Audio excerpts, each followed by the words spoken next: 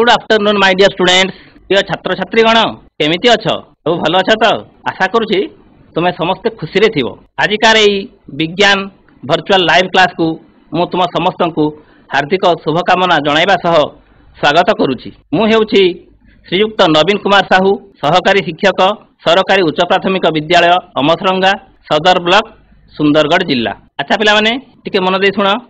सुस्थ निर्मल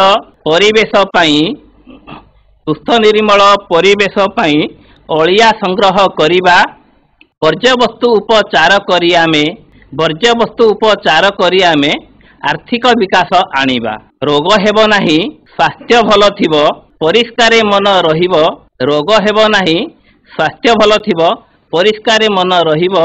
पुनर्व्यवहार कले आवर्जना अलिया किछि न रहिबो। आम जीवन रे स्वच्छता खूब गुरुत्वपूर्ण। स्वच्छता ही सुस्थता आनी थाए। आमे सुस्थ रहिबाकु हेले आम चतुर्पार्श्व परिष्कार परिच्छन्न रहिबा निहाती आवश्यक। सेथिपई आम चतुर्पार्श्व रे सृष्टि होउथबा अलिया आवर्जना गुडी को संग्रह और पुनर्व्यवहार करिबा पई सरकार एवं सचेतन नागरिक माने अनेक पदक्षेप ग्रहण करुछंती। आज सेही आवर्जना पुनर्व्यवहार संबंधी गोटे सुंदर टॉपिक आम पई अछि आवर्जनार परिचालना। तुम सप्तम श्रेणी विज्ञान बहिर सप्तदश अध्याय आवर्जनार परिचालना। तो आवर्जना परिचालना केमिति करा जिवो ता संबंध रे भल भाव जानिया पई चलो आमे स्मार्ट बोर्ड पाखक जिबा।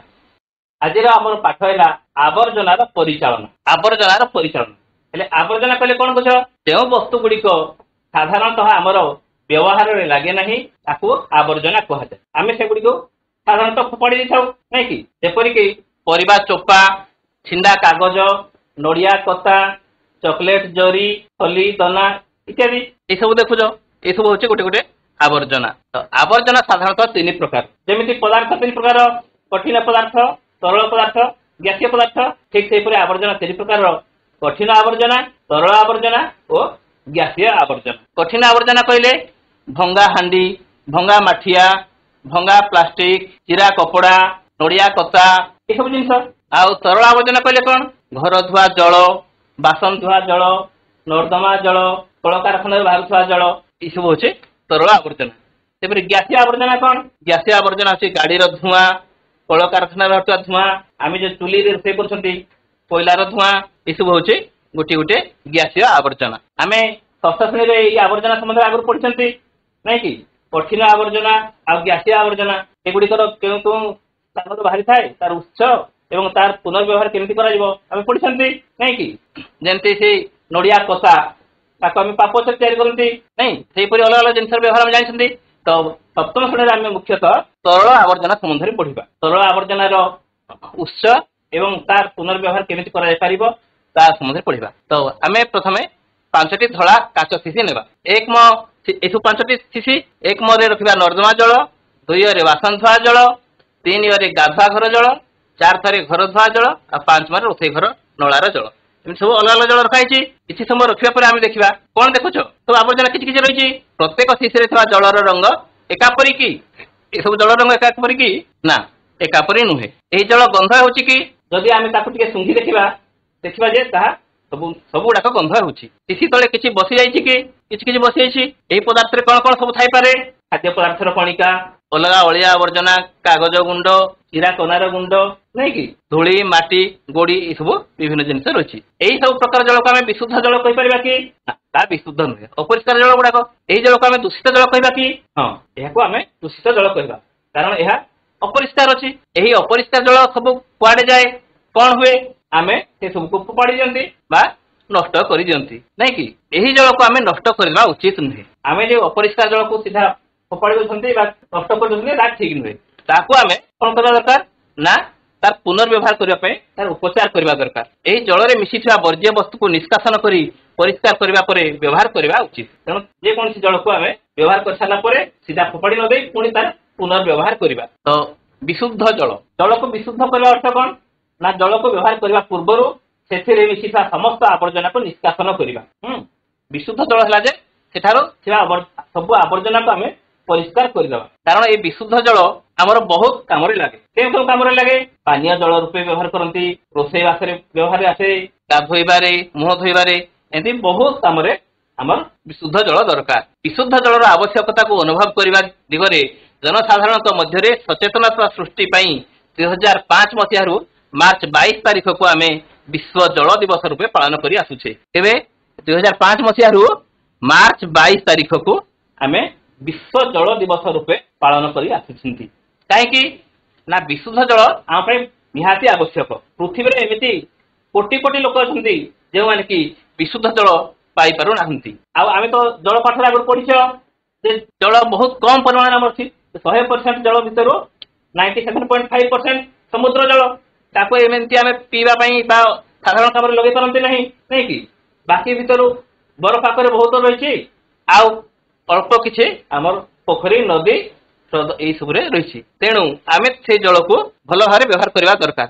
ତେଣୁ ଜାତିସଂଘର ସାଧାରଣ ପରିଷଦରେ ଘୋଷଣା କରାଯାଇଥିଲା ଯେ ଦଶନ୍ଧି 2005 ରୁ 2015 କୁ ଜୀବନ ପାଇଁ ଜଳ ଉପରେ କାର୍ଯ୍ୟାନୁଷ୍ଠାନ କରାଯିବ। ସମସ୍ତେ ଗୁରୁତ୍ୱର ସହିତ ଜଳକୁ ସୁରକ୍ଷା ଦେବା, ଜଳର ପୁନର୍ବ୍ୟବହାର କରିବା ଏବଂ ଜଳକୁ ନଷ୍ଟ କରିବା ନାହିଁ। ଏହି ପ୍ରକଳ୍ପର ଉଦ୍ଦେଶ୍ୟ କ'ଣ ନା ସମସ୍ତଙ୍କୁ ବିଶୁଦ୍ଧ ପାନୀୟ ଜଳ ଯୋଗାଇ ଦେବା। ଏଟା ହେଲା ୱାର୍ଲଡ ୱାଟର ଡେ 22 ମାର୍ଚ୍ଚ। ତ ଜଳ ପ୍ରଦୂଷଣର କାରଣ କ'ଣ? ଜଳ କ'ଣ ପାଇଁ ପ୍ରଦୂଷଣ ହୋଇଥାଏ? ତରଳ ଆବର୍ଜନାର କାରକ ଗୁଡ଼ିକ ଜଳ ସହିତ ମିଶି ଏହାକୁ ଦୂଷିତ କରିଥାଏ।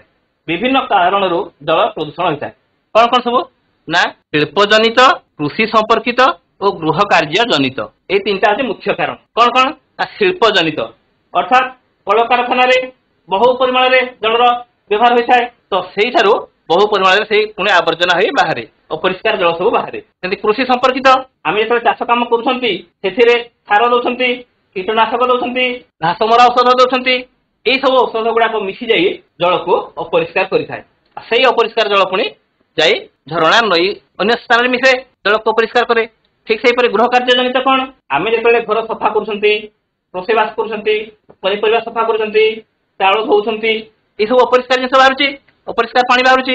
ସେଇ ସବୁ ଜଳ ପ୍ରଦୂଷଣର ଗୋଟିଏ କାରଣ। ଜଳ ଅପରିଷ୍କାର କେମିତି ଦିଶୁଛି? ତ ଆବର୍ଜନା ମିଶ୍ରିତ ଜଳ, ଘର ନଳାରେ ବୋହି ଯାଉଥିବା ଜଳ, ସହରରେ ପାଇଖାନା ଓ ଗାଧୁଆ ଘରୁ ବାହାରୁଥିବା ମଇଳା ଜଳ, ଡାକ୍ତରଖାନାର ନଳାରୁ ବାହାରୁଥିବା ମଇଳା ଜଳ, ବିଦ୍ୟାଳୟ ନଳାରୁ ବାହାରୁଥିବା ମଇଳା ଜଳରେ ଅନେକ ଆବର୍ଜନା ମିଶିଥାଏ।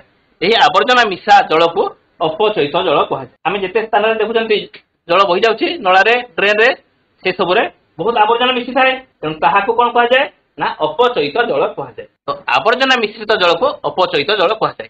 ପାଇଖାନା ଓ ଗାଧୁଆ ଘରୁ ବାହାରୁଥିବା ମଇଳା ଜଳ, ନାଳରୁ ବାହାରୁଥିବା ଜଳ, ବର୍ଷା ଦ୍ୱାରା ଧୋଇ ହୋଇ ଯାଉଥିବା ଜଳ ଆଦି ଅପଚୟିତ ଜଳ। ଏମିତି ଯେତେ ଆବର୍ଜନା ମିଶା ଜଳ ସବୁ ହେଉଛି ଗୋଟେ ଅପଚୟିତ ଜଳର ଉଦାହରଣ। ଅପଚୟିତ ଜଳରେ କେତେକ ଦୂଷିତ ପଦାର୍ଥ ଭାସମାନ ଅବସ୍ଥାରେ ଥାଏ, ଆଉ କେତେକ ଦ୍ରବୀଭୂତ ଅବସ୍ଥାରେ ରହିଥାଏ। ଭାସମାନ ଅବସ୍ଥାରେ କହିଲେ କ'ଣ? ଯାହା ଭାସୁଥାଏ, ଯେମିତି ସାବୁନ କିମ୍ବା ତେଲ, ରଙ୍ଗ, ଏଇସବୁ ଭାସମାନ ଅବସ୍ଥାରେ ଥାଏ। ଖାଦ୍ୟର କଣିକା ଆମକୁ ଦେଖାଯାଏ ସେ ସବୁ। ଆଉ କେତେକ ଦ୍ରବୀଭୂତ ଅବସ୍ଥାରେ ଥାଏ, ଯେଉଁଗୁଡ଼ିକ ଦ୍ରବୀଭୂତ ହୋଇ ରହିଥାଏ ତାହାକୁ ଆମେ ଦେଖିପାରନ୍ତି ନାହିଁ। ସେଥିରେ କେତେକ ହାନିକାରକ ଜୈବ ଓ ଅଜୈବ ପଦାର୍ଥ ଏବଂ ରୋଗ ସୃଷ୍ଟିକାରୀ ଜୀବାଣୁ ଓ ଅଣୁଜୀବ ରହିଥାନ୍ତି। ଆମେ ସେଇ ନର୍ଦ୍ଦମା ପାଣିରେ ଦେଖିବା ହେଲେ ଅନେକ ଜୈବ ଓ ଅଜୈବ ପଦାର୍ଥ ଥାନ୍ତି, ଆଉ ଜୀବାଣୁ ସବୁ ରହିଥାନ୍ତି। ତ ଜଳ ନିଷ୍କାସନର ସୁବ୍ୟବସ୍ଥା କରିବା ଉଚିତ। ତେଣୁ କୌଣସି ସ୍ଥାନରେ ଜଳ ଯେମିତି ଜମିରୁ ନ ରହିବ ସେଥିପାଇଁ ଆମେ ବ୍ୟବସ୍ଥା କରିବା ଦରକାର। ଜଳ ନିଷ୍କାସନର ସୁବ୍ୟବସ୍ଥା କରିବା ଦରକାର ଓ ବର୍ଷା ଜଳକୁ ନଷ୍ଟ ହେବାକୁ ନ ଦେଇ ତାକୁ ସଞ୍ଚୟ କରିବା ଉଚିତ। ଏହାକୁ କୁହାଯାଏ ରେନ୍ ୱାଟର ହାର୍ଭେଷ୍ଟିଂ। ଅପଚୟିତ ଜଳରେ ଥିବା କେତେକ ପଦାର୍ଥର ଉଦାହରଣ ଏସବୁ ଦେଖ। ଜୈବିକ ପଦାର୍ଥ କ'ଣ କ'ଣ ସବୁ ମିଶିଥାଏ ନା ମନୁଷ୍ୟର ମଳ, ପଶୁ ପକ୍ଷୀଙ୍କ ମଇଳା, ପୋକମରା ଔଷଧ, ପରିବା ପତ୍ରର ଚୋପା ଇତ୍ୟାଦି ଏସବୁ ହେଉଛି ଜୈବିକ ପଦାର୍ଥ। ଆଉ ଅଜୈବିକ ପଦାର୍ଥ କ'ଣ କ'ଣ ସବୁ ମିଶିଥାଏ ନା ବୋଟଲ, ମାଟି, ଗୋଡ଼ି, ପାଉଁଶ, ଭଙ୍ଗା କାଚ ଇତ୍ୟାଦି ଜଳରେ ମିଶି ରହି ଜଳକୁ ଅପରିଷ୍କାର କରେ। ସେମିତି ଆଉ ପୋଷକ କ'ଣ ଥାଏ ନା ନାଇଟ୍ରୋଜେନ, ଫସ୍ଫରସ, ପୋଟାସିୟମ ଇତ୍ୟାଦି ଧାତୁର ଯୌଗିକରୁ ପ୍ରସ୍ତୁତ ସାର। ଏସବୁ ଗୋଟେ ସାର NPK, ନାଇଟ୍ରୋଜେନ, ଫସ୍ଫରସ, ପୋଟାସିୟମ, এই ସାରରୁ ପ୍ରସ୍ତୁତ ହୋଇଥିବା ଯୌଗିକରୁ ଯେତେ ସାର ହେଇଛି ସେ ସବୁ ମିଶିକିନା ଜଳକୁ ଅପରିଷ୍କାର କରିଥାଏ। ବୀଜାଣୁ, ହଇଜା ଓ ଆନ୍ତରିକ ଜ୍ୱର ବା ଟାଇଫଏଡର ସୃଷ୍ଟି କରୁଥିବା ବୀଜାଣୁ, ଏଇସବୁ ବୀଜାଣୁ ମାନେ ବି ଜଳରେ ରହିଥାନ୍ତି ଓ ଜଳକୁ ଅପରିଷ୍କାର କରିଥାନ୍ତି। ସେ ଜଳକୁ କ'ଣ କୁହାଯାଏ ନା ଅପଚୟିତ ଜଳ। ଅପଚୟିତ ଜଳରେ ଆବର୍ଜନା ବା ପ୍ରଦୂଷଣକାରୀ ଉପାଦାନ ସର୍ବେକ୍ଷଣ।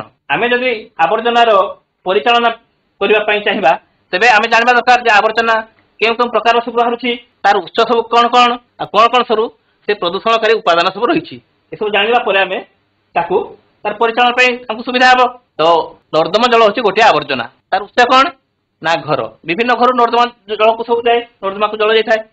तो सेठी कौन कौन सब प्रदूषणकारी उपादान थाए बीजाणु जीवाणु माटी गोड़ी परिवा चोपा अपरिष्कार तैल जातीय पदार्थ सब रही थाए। सेमती आ गोटे आवर्जना होची पायखाना और गाधुआ घर जल तार उत्स कौन पायखाना और गाधुआ घर उत्स कले से बाहरी थाए। तो प्रदूषणकारी उपादान कौन थाए बीजाणु थांती जीवाणु और मनुष्यर मल मूत्र आदि थाए। चाष जमी निर्गत जल गोटे आवर्जना तार उत्स कौन चाष जमी व्यवहृत सार और कीटनाशक ये सार और कीटनाशक सब हूँ गोटे गोटे उत्स ताठारू आवर्जना बाहर पशु पक्षीर मैला पॉलिथिन पोकमरा औषध माटी गोड़ी फस्फरस पोटासियम आदि सब उपादान रही। आ गोटे आवर्जना हूँ कल कारखाना निर्गत जल तार उत्स कौन ना कल कारखाना से कौन कौन सब उपादान रही पाउंस तैल जातीय पदार्थ नाइट्रोजेन फस्फरस पोटासियम इत्यादि।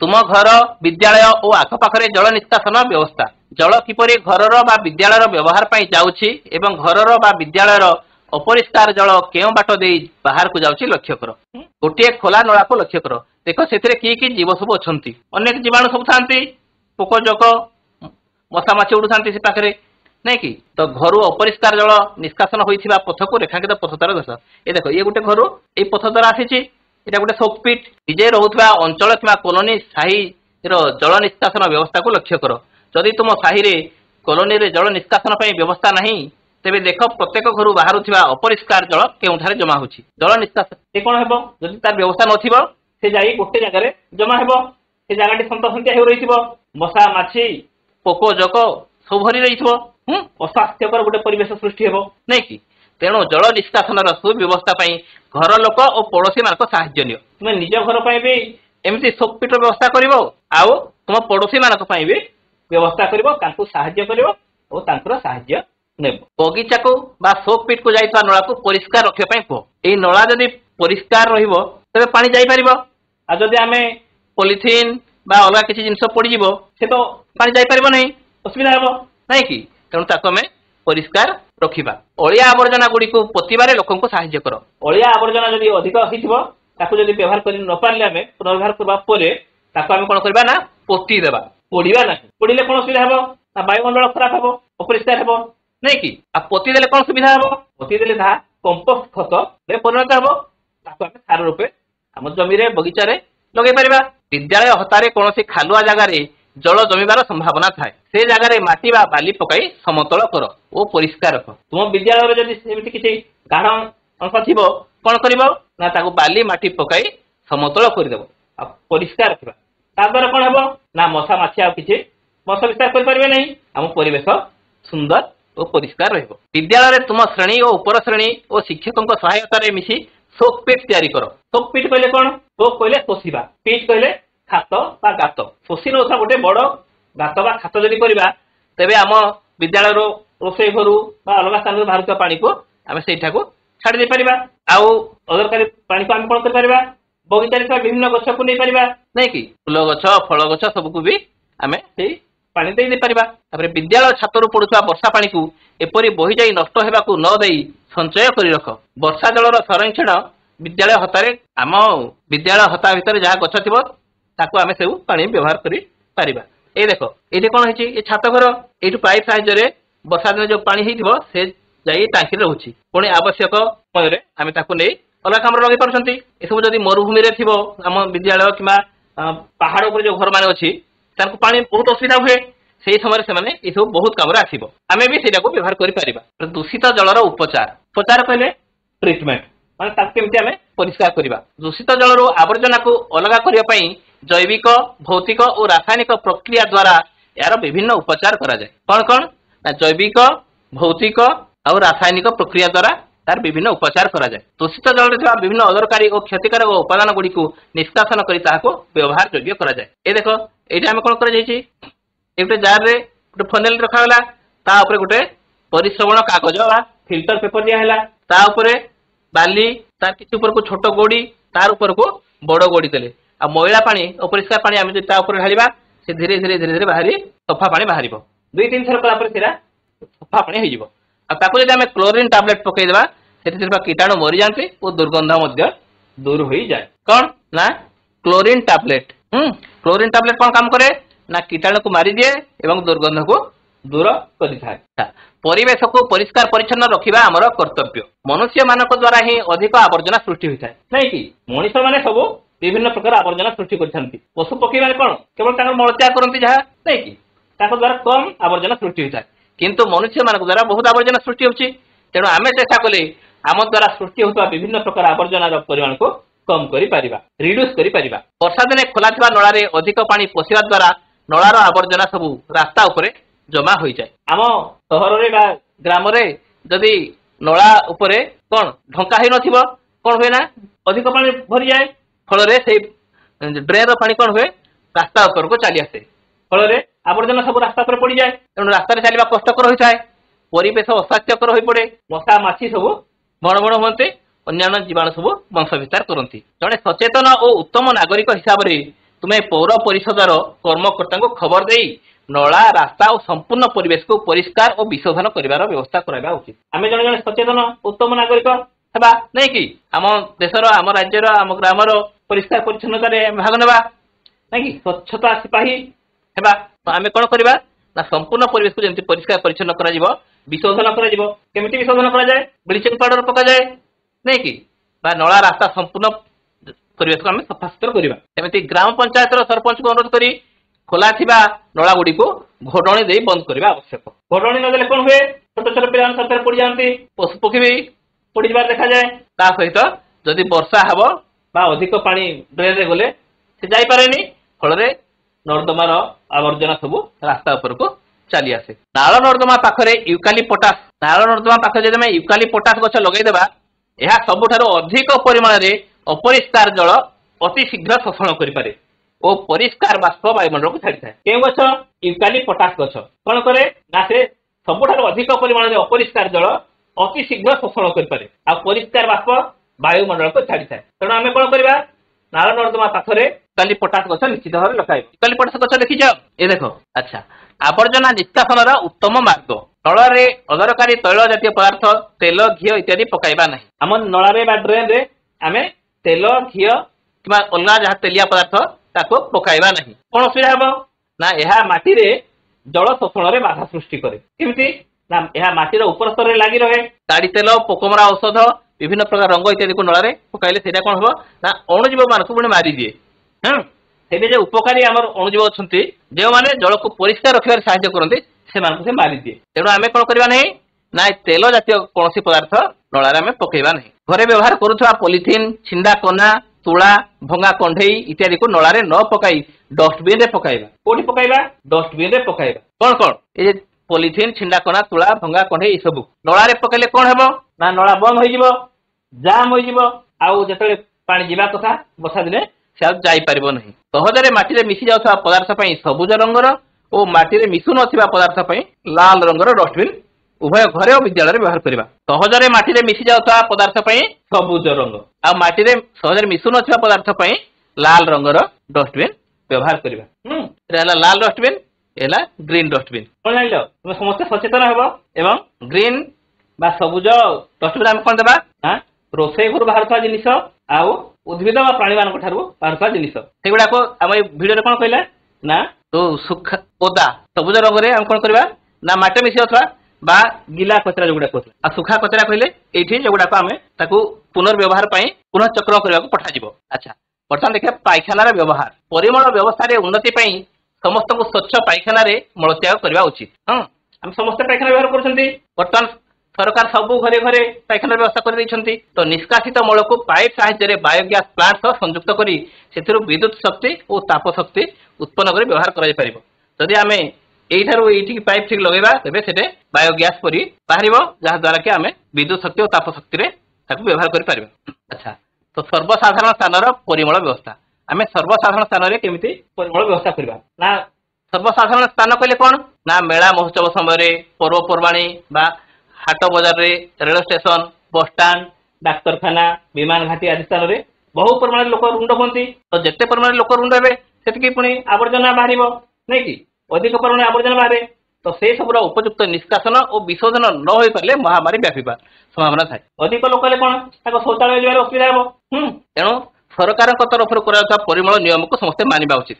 तो से समय आम कौन सब परिमल नियम सब मानिबा मानिबा दरकार। तो प्रति विद्यालय पुओ झियो पे अलग अलग पायखाना और परिस्रागार करबा दरकार। सेमती जनगहली स्थान ए जन देखुथिले कोन ना भ्राम्यमाण परिस्रागार और पायखाना एटा मोबाइल टॉयलेट एटा कोन जेंति से एम्बुलेंस किबा हमर पानी टाकी विभिन्न समय आमे डाकी दंती ठीक सही परे ये भी जेतेले जनगहली स्थान रे इरा थाए कोन ना भ्राम्यमाण परिस्रागार और पायखाना भ्राम्यमाण परिस्रागार और पायखाना ता मोबाइल टॉयलेट एटा हम व्यवहार कर पारिबा समस्ते जदि समस्ते व्यवहार करिवे बाहर के धारा परिस्कार करिवे नहीं सबल परिस्कार परिच्छन्न रहइबो आ जदि समान सेटा करिवे नहीं कोन हेबो ना रोग जीवाणु चारियाड व्यापीबो और परिस्कार हेबो हमर जे पर्वपर्वाणी समय खाद्य सब बिक्री होता है मिठा जिनिस सब सेटे सब माछी मशा बसी रोग बढ़ाइबे। तो पायखाना व्यवहार रे सचेतनता तो पायखाना व्यवहार कला आम कौन कौन सब सचेतनता अवलंबन करवा चप्पल पिंधि पायखाना को जीवा निश्चित भाव में चप्पल पिंधि पायखाना को जीवा मलत्याग पर साबुन रे हाथ धोइबा पायखाना रे मलत्याग पूर्वर और पर पानी ढालिबा पायखाना रे बाल्टी मग साबुन और पानी रखिबा नियमित व्यवधान रे पायखाना को परिष्कार परिच्छन्न करबा एमाने परिष्कार परिच्छन्न करछन ना हार्पिक देकिना तापरे फिनाइल देकिना पूरा सफा सुतर करि रखिबो आउ ए साबुन दे हाथ धोउची आमे भी सेमती धोइबा चप्पल न पिंधिले कोन हेबो ना पाद पटे कृमि आम शरीर को चली रोग कर। तो परिष्कार परिच्छन्नता और रोग परिष्कार परिच्छन्नता और रोग भितर संपर्क कौन ना जदि आम परिष्कार परिच्छन्नता रहिबा रोग हेबो नहीं आ जदि अपरिष्कार अस्वास्थ्यकर परिवेश रहिबा दूषित जल पीबा तेरे हमको निश्चित रोग हम पड़िया रे नदी कूल रेल धारणा रे पानी भितर मलत्याग कले जल दूषित होई हईजा टाइफॉइड जंडिस चर्म आदि रोग सब होता है कि जो माने से पुराना कालिया लोक था बाहर झाड़ा परिस्रा कर सब असुविधा हुए हईजा टाइफॉइड जंडिस चर्म रोग आदि होता है तेणु आम बाहर झाड़ा परिस्रा करवा ना शौचालय को जीवा खाली पादरे झाड़ा गले मल कृमि पादर चर्म दे शरीर मध्य को प्रवेश कर नाना प्रकार रोग सृष्टि करें मन रखिल कौन खाली पादरे झाड़ा गले मल कृमि पादर चर्म दे शरीर मध्य को प्रवेश कर नाना प्रकार रोग सृष्टि करे। व्यवहृत जलर निष्कासन और पुनः व्यवहार व्यवहृत जल को गोटे जगह जमीवा न दे सोकपिट माध्यम दूर को छाड़देवा बा गछ मूल देवा आम सब देखा जे अपरिष्कार जल कौन गोटे जगह जमी न जाऊ ताकू आम जमी फूल गछ बा फल गछ को नेबा किंबा गोटे सोकपिट तैयारी करी एठाकू नहीं से पानी को ढालिबा पठेबा नाली द्वारा कूଅ और नलकूप पाखरे माटी पकाइबा सीमेंट चपटा कर उच्चा करवा कूଅ और नलकूप जो उच्चा होइतिबो आवर्जना मिश्रित जल किसी जाई परिबो नहीं कि तेणु ताकू उच्चा करबा कोन करबा माटी पकाइबा बा सीमेंट चपटा कर उच्चा करदेबा रोसई घर गाधुआ घर आसुवा जल को अन्य आड़ को न छाड़ी सोकपिट निर्दिष्ट जगह को छाड़ा सहरांचल व्यवहृत जल को एणेतेणे न छाड़ी मुख्य नाल को छाड़ा घर व्यवहृत जल को नाली काटी बाड़ी बगीचार फल फूल गछ आदि को छाड़िले जलर सदुपयोग नष्ट हे ना ये सब केते सुंदर दिशुची बगीचा नहीं कि अपचयित जल जो जल जैविक पदार्थ अजैविक पदार्थ पोषक और बीजाणु आदि था अपचयित जल कहुए आम आवर्जना मिश्रित कहते आवर्जना पर कौन ना जैविक पदार्थ अजैविक पदार्थ पोषक आ बीजाणु ये सब था तो से अपचयित जलर उपचार केमती करवा अपचयित जलर उपचार विभिन्न कौशल गुड़िक भौतिक उपचार जैविक उपचार रासायनिक उपचार घनीकरण और भस्मीकरण आथरे देख भौतिक उपचार जैविक उपचार रासायनिक उपचार घनीकरण और भस्मीकरण यही माध्यम आम जलर उपचार कर जल को सफा करवा दिल्ली सहर में आवर्जना उपचार कारखाना जैविक गैस उत्पन्न करी रोसई काम व्यवहार कर बुझला दिल्ली जैविक गैस बाहर कर आवर्जना कारखाना आवर्जना उपचार करना जमी आम गोबर गोबर करती गोबर गैस प्लांट कर जैविक गैस बाहर करती रोसे करती से आवर्जना उपचार करना जैविक गैस कर रोसई काम व्यवहार कर गोरु गोबर मनुष्यर मलमूत्र नाल नर्दमा जल अदरकारी जलज उद्भिद तथा दल और बोरझांजी इत्यादि जैविक गैस उत्पन्न कर अपचयित जलर पुनःचक्रण वेस्ट रिसाइक्लिंग एवं पुनः विनियोग वेस्ट रीयूज आम आ गए पढ़ी कौन ना कम करने लगे रिड्यूस रिड्यूस रिसाइकिल आउ रीयूज 3R विषय में षष्ठ श्रेणी में पढ़ी नहीं कि एमती पॉलिथिन 3R एमती जेकोसी आम आवर्जना भी आम 3R नियम प्रयोग कर प्रत्येक आवर्जनार पुनःचक्रण कर व्यवहार योग्य कर कठिन आवर्जना को सहजरे पुनःचक्रण कर व्यवहार कराए तथा भंगा टीण काच प्लास्टिक ये सब को आम जब पुनःचक्रण करदे से कलकारखाना को पठेदेवा से पुणी आउे नुआ तैयारी हो ଏହାକୁ ତରଳାଇ ସେଥିରୁ ନୂତନ ଜିନିଷ ପ୍ରସ୍ତୁତ କରାଯାଇଥାଏ। ଅପଚୟିତ ଜଳକୁ ସିଧାସଳଖ ନଦୀ ବା ସମୁଦ୍ରକୁ ଛାଡ଼ିବା ନାହିଁ। ଛାଡ଼ିଲେ କଣ ହେବ? ଜଳ ଦୂଷିତ ହୋଇ ଜଳ ଜୀବ ମାନଙ୍କର କ୍ଷତି ଘଟାଇଥାଏ।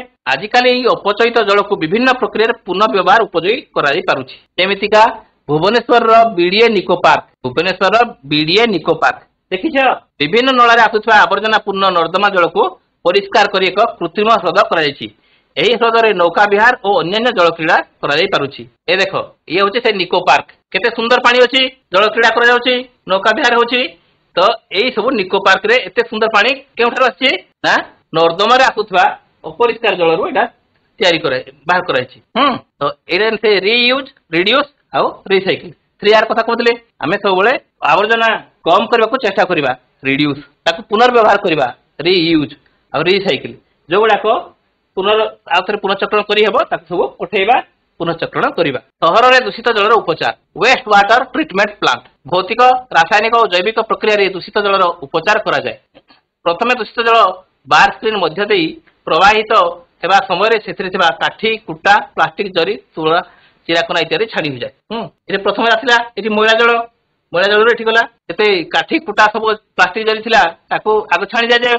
ତାପରେ ଜଳ ଆଉ ଏକ ଟ୍ୟାଙ୍କକୁ ଯାଇ ଯେଉଁଠାରେ ଜଳରେ ଥିବା ବାଲି, ଗୋଡି ସବୁ ତଳେ ବସିଯାଏ। ବଡ ଟାଙ୍କି, ତେଣୁ ସେ ବାଲି, ଗୋଡି ମାଧ୍ୟାକର୍ଷଣ ଦ୍ଵାରା ତଳକୁ ଟାଣି ହେଇଯାଏ। ତାପରେ ଜଳ ଗୋଟେ ବଡ ଟାଙ୍କି ରହି ସେଠାରେ ବାଲି ଓ ଗୋଡି ତଳକୁ ରହିଯାଏ ଓ ଗୋଟେ କୋରୋନା ବା ସ୍କ୍ରେପର ଦ୍ଵାରା ସେ ବାହାରିଯାଏ। ସେଠାରେ ଚିକଣ ଅଠାଳିଆ ପଙ୍କୁଆ ପଦାର୍ଥକୁ ସ୍ଲଜ କୁହାଯାଏ। ତେଲ ମିଶା କାଦୁଅକୁ ଅନ୍ୟ ଗୋଟେ ଟାଙ୍କିକୁ ନିଆଯାଏ। ତେଲିଆ ଅଂଶ ଥିବ ତାକୁ ଆଉ ଗୋଟେ ଟାଙ୍କିକୁ ନିଆଯାଏ।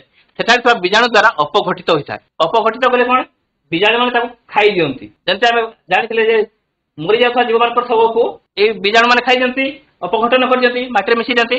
ସେପରି ଅପଘଟନ ଫଳରେ ବାହାରୁଥିବା ଗ୍ୟାସକୁ ଜାଳେଣୀ ଏବଂ ବିଜୁଳି ଉତ୍ପାଦନରେ ବ୍ୟବହାର କରାଯାଏ। ବୀଜାଣୁ ଗୁଡିକ ପରିଷ୍କାର ଜଳରେ ରହିଯାଇଥିବା ମଳ, ପଚା ଫଳ, ସାବୁନ ଓ ଅନ୍ୟାନ୍ୟ ଅଦରକାରୀ ଜୈବିକ ପଦାର୍ଥ ଗୁଡିକୁ ଅପଘଟନ କରିଦିଅନ୍ତି, ପୁରା ମିଶେଇ ଦିଅନ୍ତି, ଆଉ ମାନେ ସେ ରହିବ ନାହିଁ। ଜଳରେ ଭାସୁଥିବା ଏହି ଜିନିଷ ଗୁଡିକ ତଳେ ବସିଯାନ୍ତି।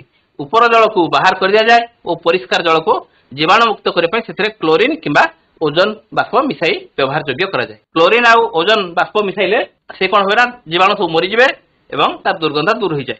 ତଳେ ବସି ଯାଇଥିବା ମାଟିକୁ ସାର ରୂପେ ବ୍ୟବହାର କରାଯାଇପାରେ, ମାନେ ସେଥିରୁ ଆମେ ସାର ବି ପାଇପାରିବା। ଆଚ୍ଛା ପିଲାମାନେ, ଆଜିକାଲି ପାଠପଢା ଏତିକି। ବର୍ତ୍ତମାନ ଆମେ ମୂଲ୍ୟାୟନ କରିବା। ବନ୍ଧନୀ ମଧ୍ୟରୁ ଉପଯୁକ୍ତ ଶବ୍ଦ ବାଛି ଶୂନ୍ୟସ୍ଥାନ ପୂରଣ କର। ତ ଡେସ୍ ଗଛ ସବୁଠାରୁ ଅଧିକ ପରିମାଣରେ ଅପରିଷ୍କାର ଜଳ ଅତି ଶୀଘ୍ର ଶୋଷଣ କରିପାରେ? ତାଳ, ଗୋଲାପ, ୟୁକାଲିପଟାସ, ଆମ୍ବ। କଣ ହେବ? यूकालिपटास। ବହୁତ ବଢିଆ, यूकालिपटास। ହଁ ବହୁତ ବଢିଆ। ଖ ଦୂଷିତ ଜଳର ବ୍ୟବହାର ଦ୍ୱାରା ଡେସ୍ ରୋଗ ହୁଏ ନାହିଁ? ରକ୍ତଚାପ, ହଇଜା, କାମଳ, କାଛକୁଣ୍ଡିଆ। रक्तचाप। ହଁ ବହୁତ ବଢିଆ। रक्तचाप। ହଁ ବହୁତ ବଢିଆ। କାହିଁକିନା ଦୂଷିତ ଜଳ ଯଦି ବ୍ୟବହାର କରିବା ହଇଜା, କାମଳ, କାଛକୁଣ୍ଡିଆ ହେବ, କିନ୍ତୁ ରକ୍ତଚାପ ନୁହେଁ। ତାପରେ ଗ ଡେସ୍ ଏକ ଜୈବିକ ଆବର୍ଜନା ନୁହେଁ? ମନୁଷ୍ୟ ମଳ, ମାଟି, କାଗଜ, ପରିବା ଚୋପା। कागज। कागज। ହଁ ନା, ଆଉ ଥରେ କୁହ। ମାଟି। କାଗଜଟା ତ ବାଉଁଶ ଗଛରୁ ତିଆରି ହୁଏ ନା। ଆମେ ଜୈବିକ ଆବର୍ଜନା କୋଉଗୁଡାକ? ଯୋଉଗୁଡାକ ଜୀବ ଦେହରୁ ସୃଷ୍ଟି ହୁଏ, ସେ ଉଦ୍ଭିଦ ହଉ ବା ପ୍ରାଣୀ ଦେହରୁ ସୃଷ୍ଟି ହେଇଥାଉ। ତ ମାଟି ଟା ହଉଛି ଏକ ଜୈବିକ ଆବର୍ଜନା ନୁହେଁ। ଆଚ୍ଛା ଘ ଖାଲି ପାଦରେ ଝାଡା ଗଲେ ଡେସ୍ ଦ୍ୱାରା ଆକ୍ରାନ୍ତ ହେବାର ସମ୍ଭାବନା ଥାଏ? कुर्मी। ଖାଲି कुर्मी। ହଁ ହଁ ବହୁତ ବଢିଆ, ଭେରି ଗୁଡ। ଠିକ ଅଛି। ଆଚ୍ଛା କାରଣ ଲେଖ। କଠିନ ଆବର୍ଜନା ଯଥା ତୁଳା, କଣ୍ଢେଇ, ପ୍ଲାଷ୍ଟିକ, ଜରି ଇତ୍ୟାଦି ନଳାରେ ନ ପକାଇ ଡଷ୍ଟବିନ୍ ରେ ପକାଇବା ଉଚିତ। କଣ ପାଇଁ? कारण आमे हेई कठिन आवर्जना को नाली रे पकाइले आम नळा जाम होई पारे और आम नळा जाम होई सड़ी करी गंध छाड़ी पारे, जहा द्वारा हमकु असुविधा होई थाए। बहुत बढ़िया, वेरी गुड। सेगुड़िक पकेले कौन हम ना दूषित जल निष्कासित हो न पारे, जमी रहे, मशा माछी बढ़ती, अधिक वर्षा हेले नଳାର दूषित जल और आवर्जना रास्ता ऊपर को चली आसे। ठीक अच्छे। बर्तमान कस्तम सहित खस्तम मिलवा। शीत जल, मनुष्य मल, ग्यासीय आवर्जना, भंगा काच। खस्तम अच्छी वायु प्रदूषण, कठिन आवर्जना, अपचयित जल और जैविक आवर्जना। कौन है दूषित जल? अपचयित जल। हाँ बहुत बढ़िया। मनुष्य मल, कठिन आवर्जना ना जैविक आवर्जना। हाँ बहुत बढ़िया, जैविक आवर्जना। ठीक अच्छे। ग्यासीय आवर्जना, वायु प्रदूषण। बहुत बढ़िया। अच्छा भंगा काच, कठिन आवर्जना। ठीक, बहुत बढ़िया। अच्छा बर्तमान उत्तर दियो। विद्यालय परिवेश रे श्रेणी कोठरी बाहर आवर्जनार निष्कासन कौन करवा? आमे आमे एहाकू आम डस्टबिन रे पकेइबा ओ एहाकू माटी रे पोती पारिबा। हां तो डस्टबिन को आमे दुईटा डस्टबिन व्यवहार करबा है कि दुईटा डस्टबिन सबुज डस्टबिन रे सहजरे माटी रे मिसि जाउथ पदार्थ और लाल डस्टबिन रे सहजरे माटी रे मिसु नथिबा पदार्थ पकाइबा। ठीक अछि। विश्व जल दिवस केबे पालन करा जाय? 2005 मार्च 22 2005 मार्च 22 2005 मसिया पर आरंभ हैला हेले प्रति वर्ष मार्च 22 तारिख रे एटा पालन करा जाय। एबे भी आमे करिबा मार्च 22 तारिख रे पालन करा जाय। अच्छा अपचयित जल रे थिबा दुईटी अजैविक पदार्थर नाम लेख। अपचयित जल रे कोन कोन थाए? पत्थर काचखंड हां माटी गोड़ी काचखंड माटी। हां बहुत बढ़िया। विशुद्ध जल केउ सब काम रे लागे दुईटी व्यवहार लेख। विशुद्ध जल को आमे गाधोइबारे लगै थाउ रोसई कार्य रे लगै थाउ और बासन माजी रे भी लगाई थाउ। बहुत बढ़िया। बासन माजीबारे हमरा सहाय्य हुए। बहुत बढ़िया। ठीक अछि। आज कार तो क्लास सरी गेला तुमको केमिति लागिला आशा करछे निश्चित भल लागिथो। हो बहुत बहुत धन्यवाद।